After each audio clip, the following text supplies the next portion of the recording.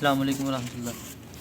जी ये देखें माशाल्लाह आज ये 10 दिन के हो गए हैं और अल्लाह के करम से ये साथ के साथ ही माशाल्लाह ठीक हैं, कोई भी एक्सपायर नहीं हुआ इनमें से।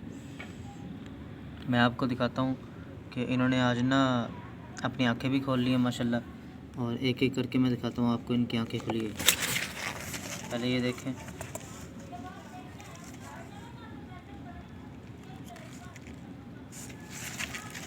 ये देखें माशाल्लाह इसकी भी आंखें खुली है, ठीक है।